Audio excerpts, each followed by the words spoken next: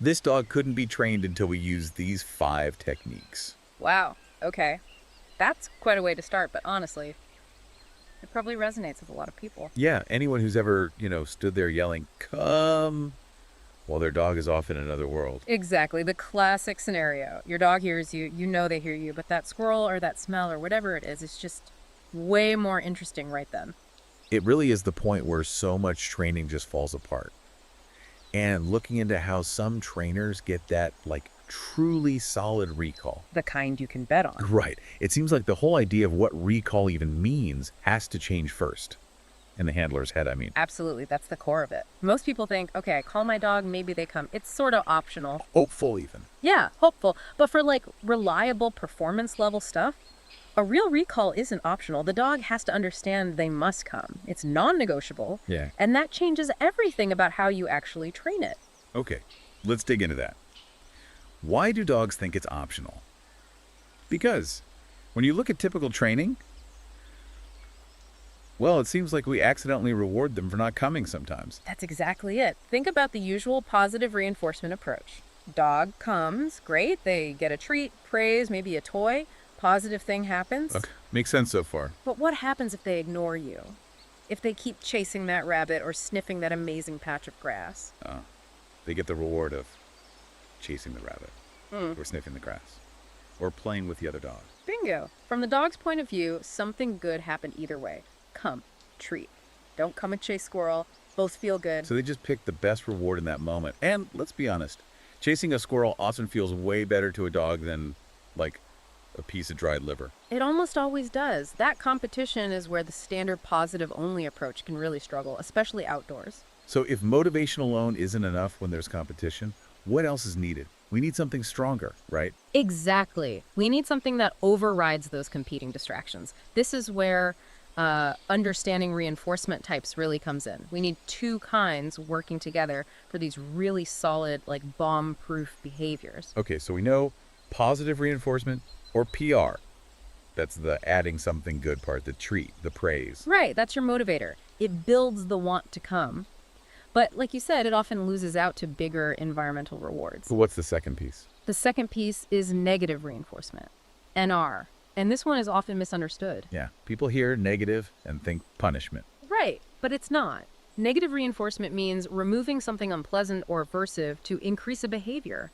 Think about putting on sunglasses. You do that behavior to remove the glare. Or taking an aspirin to get rid of a headache. The headache going away reinforces taking the aspirin next time. Precisely. Or, buckling your seatbelt to stop that annoying beeping sound in the car. You do the action, buckle up, to make the unpleasant thing, the beep, stop. And that avoidance of discomfort or making discomfort stop is a really powerful driver for behavior, isn't it?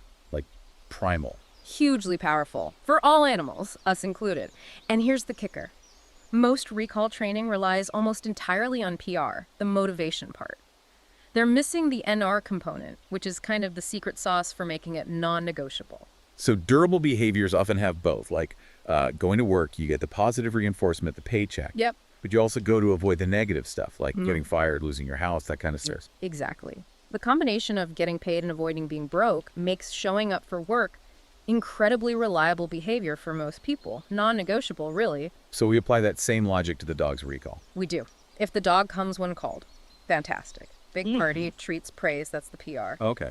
But if the dog ignores the command, then we introduce some kind of pressure, something mildly unpleasant, an aversive consequence. And this is the critical part, I think. Yes, that pressure only stops the very instant the dog chooses to comply, the moment they start coming towards you. So the act of coming is what makes the pressure go away. They learn coming fixes this. Exactly. They are learning how to turn off the pressure themselves.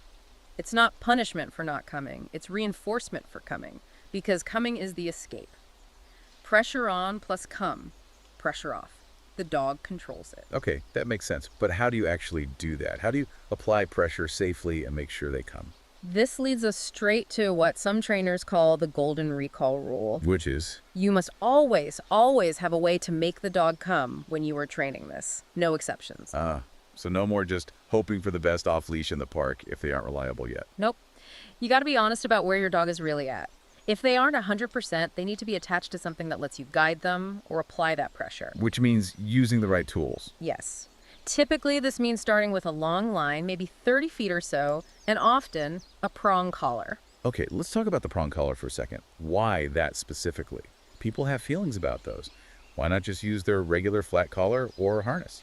Good question. Well, a flat collar often just puts pressure on the trachea, which isn't great, and harnesses tend to distribute pressure across the chest, which dogs often just lean into. It doesn't give clear communication. Okay. The prong collar, when used correctly, distributes light pressure evenly around the whole neck. It allows for these quick directional taps or pops, like pop, pop, pop, that the dog can feel distinctly, and crucially, that pressure stops instantly the moment they comply. It's about clear, immediate feedback, teaching them precisely how to turn off that negative reinforcement. So it's more about communication than force. Ideally, yes. Yeah. Clear communication. So once you've got that non-negotiable mindset and the tools to actually back it up, making sure they do come, one way or another, what's the actual training look like? You mentioned it works for pretty much any dog. Yeah. Yeah, the mechanics are pretty straightforward, regardless of age or breed. We just need to follow 4 key steps consistently. All right, step 1. Step 1. Wait for distraction. This is super important. Don't practice this when your dog is just sitting there looking at you. That's not a real recall. Right, that's too easy. Exactly. You need to wait until they are genuinely distracted, sniffing something intensely, watching another dog, just totally absorbed in the environment. Then you call them. Okay, makes sense. Step 2. Step 2. Command and pressure. Say the dog's name, then the command, just once. Fido, come. Nice and clear. Wait, maybe a beat. 1 second. Give them a chance to respond. Yep. If they don't immediately start coming, you instantly apply pressure with the long line, not pulling them in, but using those directional taps, pop, pop, pop. You might need to increase the intensity until they decide, okay, this is annoying, I want it to stop. They're looking for the solution to the pressure. Exactly. Step 3, mark and release. This is all about timing. The split second your dog shifts their body, turns away from the distraction, and starts moving towards you. That's the decision point. That's the moment you wanted. That's the moment. You mark it verbally, maybe an all right or yes, and instantly release all the pressure on the line. Slack goes into the line. Total relief. So they learn, turning towards my human makes the pressure stop. Precisely. If you wait until they get all the way back to you to release the pressure, you're reinforcing the arrival, not the decision to come, which is what you really need. Got it. And step 4. Step 4, positive reinforcement. Now make it a party. As they're coming, move backwards, clap, use excited praise. Good boy. Yeah.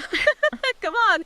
Build that enthusiasm and speed. Make it fun to get back to you. Absolutely. And when they reach you, high value rewards. Amazing treats, a game of tug, whatever they love, so they get the relief from pressure and a big payoff. That combo is powerful. Okay, that 4-step process sounds clear. But what about, the real world? It works in the backyard, maybe, but then you go to the park, a squirrel runs by and poof, gone. Ah, yes, the classic escalation problem. Low distraction success, high distraction failure. Happens all the time. So the dog is basically weighing the options again. Is the pressure worth escaping compared to how awesome that squirrel is? That's exactly what's happening. In those high distraction moments, the pressure you were using might just not be, meaningful enough to compete. So what's the fix? Just use more pressure? Essentially, yes, but it's about shifting the goal. We need to move beyond just escape training to avoidance training.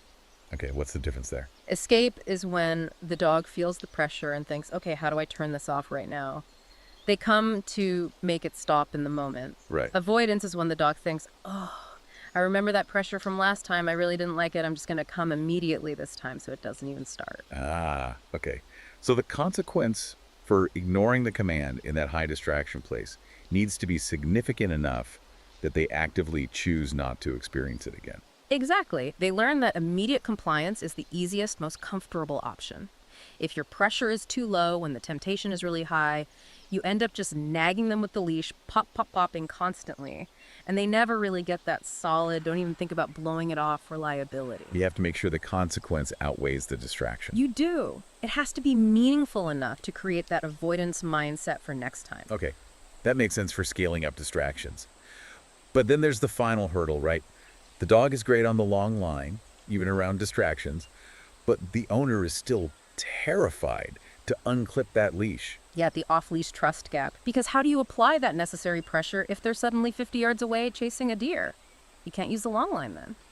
So What's the answer there? This is typically where remote collars or e-collars come into the picture in this kind of training system. Because used correctly, it's really the only tool that allows you to apply that clear, consistent, low-level pressure, that negative reinforcement signal when the dog is at a real distance. It bridges the gap to off-leash reliability. Now, I know e-collars make people nervous. Yeah. How do you make sure it's used as that clear signal, like the leash pressure, and not just like zapping the dog randomly? That's a super important point. You never just slap an e-collar on and head out off leash. That's not how it works. Right. It has to be carefully conditioned first in a low stress environment. You pair the e-collar stimulation, usually at a very low level the dog can just perceive, directly with the long line pressure they already understand. Ah, so they learn the e-collar sensation predicts the leash pressure. Exactly. They learn, oh, that little tickle feeling. That means leash pressure is coming unless I start moving back now. They learn to turn off the e-collar stim by coming before the leash pressure even needs to happen. So you're basically overlaying a new signal onto the behavior they already learned with the long line. The e-collar just extends your reach. Precisely.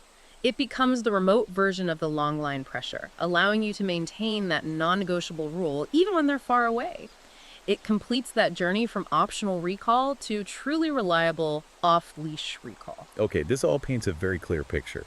It's about changing the expectation from maybe to must, and using both motivation and clear consequences. So if people listening want to really transform their dog's recall, moving from that, 50% hope to something closer to a 100% guarantee, let's boil this down. Yeah, let's give them the key takeaways. What are the absolute must-do actions to start implementing? Let's do like the top 5 actionable tips. Sounds good. Consistency is going to be huge with these. Okay, number 1. 1. Redefine the recall. You, the handler, have to change your mindset first. Treat come as absolutely non-negotiable. Your dog ignoring you, that's just not an option anymore. They will come, either willingly or because you guide them. Number 2. 2. Combine reinforcements. Don't rely on just treats. Yes, use awesome positive rewards when they come, but you also must incorporate negative reinforcement, that clear pressure that stops immediately when they comply, to make the behavior truly durable against distractions. Number 3. 3.